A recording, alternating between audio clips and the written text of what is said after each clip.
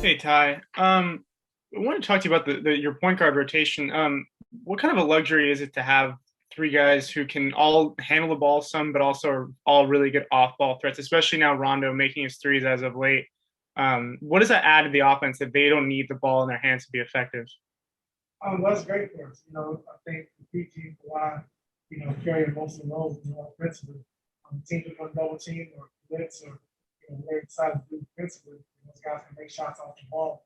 Um, and also they all bring something different, like Pat Beverly, like saying defensively, all team on defense, and then Rondo being the great passer that he is, and Reggie being able to score the basketball the way he does. So they all three bring something different to our team offensively.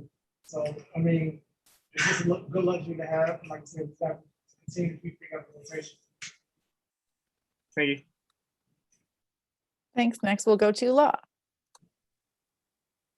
You had a great night as far as managing some minutes here with Kawhi, Mook, Pat not having to play in that fourth quarter. And I just want to know from you you haven't played Paul and Kawhi's second night of back-to-backs in a while. Has that already been determined as whether or not they would play tomorrow in Houston? I'm not sure yet. The guys getting evaluated now, just kind of seeing how the guys feel. We'll talk to the sports science guys and training staff after this, but not quite sure right now. Thanks. Next to Cam. Hey, good evening, Coach. Looking at this game, you guys scored 13 points in the second quarter, and then 40 in the third quarter. What was the conversation? Well, what happened in the second quarter? What were they doing to slow you guys down? And then how'd you get that change around in the third quarter there? Second quarter, we turned the ball over a lot, which we don't like to do. And they did a good job of just mixing the defenses up on us, going zone, starting in zone after the first pass, going man. They just tricked the game up on us. And it's something that we needed to see. We came in the third quarter, made some adjustments offensively of how we wanted to attack, the zone defense or when they go zone and drop to man. We figured out how we wanted to attack it at halftime. Our guys came out and executed. So the third quarter, like I said, was great. And then the fourth quarter, just, not having to bring Kawhi back and Marcus back is good. Coach, when you're making these halftime adjustments, are you relying on your coaching staff to kind of see what they see? Or is it the feel that you have for the game that you just make the changes? I know you talked about in the past you're making a lot of changes based on the feel, your gut feeling. Talk about that process if you would. Yes, it's all of us. I could throw something out to the guys and just kind of see how they feel.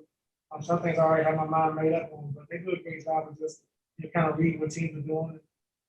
Like I said, it's been great with Kenny and DC and Chauncey, LD, VOC, Roy, all the guys. They really see the game well, and I love and listen to the input a lot. So it's all of us collectively.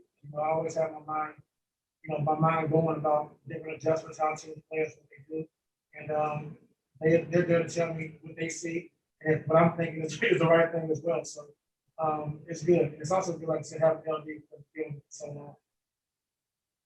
Thanks, Coach. Next, we'll go to Andrew. Hey, Ty, congrats on the win. I feel like this was a few months ago now when we talked about advanced stats and how you feel like they need to be put into context for you. And going back, I think the last 8 games entering tonight, the offense has been 21st in offensive rating, obviously far down from where it usually had been. Does that, and then you have the second quarter tonight in the way that kind of the turnovers, does that to you tell a story of does that reflect kind of what you're seeing where the offense needs to still tune up in the next week and a half before the playoffs begin? Or do you feel like that isn't quite the way you're seeing it? It's not quite as bad as that would be portrayed. Well, it's a combination of a lot of things. I think, Kawhi missing the amount of games that he missed. I think with the injuries, like, of course, Kawhi's not playing, most of the time, your scoring's going to be down. I think then getting guys healthy and then trying to understand how we want to play and what players fit the group has also been a process as well. So, I don't want to I don't want to just say that, our offense has been bad. Looking at it, we do some good things here and there. A lot of times we have a lot of combination on the floor. The guys haven't played together, and so they're not really in sync and in rhythm. So that's been the biggest thing the last, 5-6 games of the season, just getting everyone healthy, but also being able to see the flow of the game offensively and defensively. We're trying to do. So I thought tonight was a good start for us. Like I said, come out in that third quarter, I had to make some adjustments. We have scored 30 points against the team was good. And I thought our defense overall all night was good. To go to the young man, Mr. Scrub, he gets in there, gets his first points. He talked about how awesome it's been to not only be around you guys, but be around such a veteran team where he can learn from. What have you made of his last 5 months where it's been, I'm sure, not easy for him? What have you seen from him? It's been awesome for him. I think, coming out from Louisville and looking up to Rondo, so having him on the team and looking up to Kawhi as well. Just having those guys, being up with him, trying to show them the way.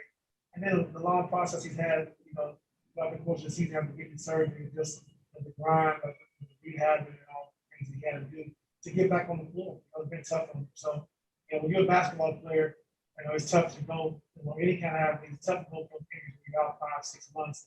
You miss the game that you love so much. So his whole recovery has been great. The work he's put in has been great. And like I said, getting his first 2 points, the team was happy for him. The game ball. So it's good. It's good for him to get a taste of it. Going into next season, so he can understand what it takes and what he has to work on and what he has to get better at. Thanks, Ty. Next to Sabrina. Hey, Ty, just sort of building off of what Andrew said, with these young guys who obviously won't get much of a chance to play minutes, going forward over the next couple months, what are your expectations of them in practice and on the bench and stuff? Staying engaged, just being engaged, understand what you're doing, understand the game plan. You never know, you might need one of those guys, into the quarter, foul trouble, you gotta know exactly what you want defensively, what we're trying to do, and also offenses. So they gotta stay engaged. And, a lot of the young guys will be on the scout team when the playoffs come anyway. So they should know other teams play. They should know what we're trying to take away. And so it'll be a good experience for them. Thanks. Time for one more. Go ahead, Farbad. Hey, Ty, we just saw, Jay Scrub get his first points. He got some hugs. And I asked him about, what the celebration was like for him. Just kind of curious, do you remember what it was like when you scored your first points in the NBA and kind of what the reaction was like for your teammates in the back and everything like that? I really don't remember. It was so long ago. I really don't remember. But, I just remember my first, I came in a lockout season. So the first 35 games, I was on IR for the first 35 games. So the very first game I played was against Utah Jazz, against John Stockton. I'll never forget that moment and that opportunity. So it was just a blessed day for me to be able to be on the floor and be on the court after, dreaming, being in the NBA and hopefully one day get the chance to play against the greats. And like I said, my first game was against the great John Stockton. So I'm just happy for my career, just happy that God blessed me to be in that position. Was that kind of a rude awakening for you as a rookie to have John Stockton as the first game? Not really a rude awakening, just being in awe because you watch these guys, growing up, you watch playing with Kobe and Shaq, watching those guys, and then have a chance to play against Karl Malone and John Stockton in your first game. Guys you look up to, you idolize growing up. So just being in awe, just like I'm on the floor with these guys, and I'm teammates with Kobe and Shaq. And, just a great feeling, especially when they welcome you in the way Kobe and Shaq did when I was young, along with Eddie Jones and Brian Shawn and guys. Jay Scrub getting the same kind of treatment, Kawhi and PG. The guys just welcome me in.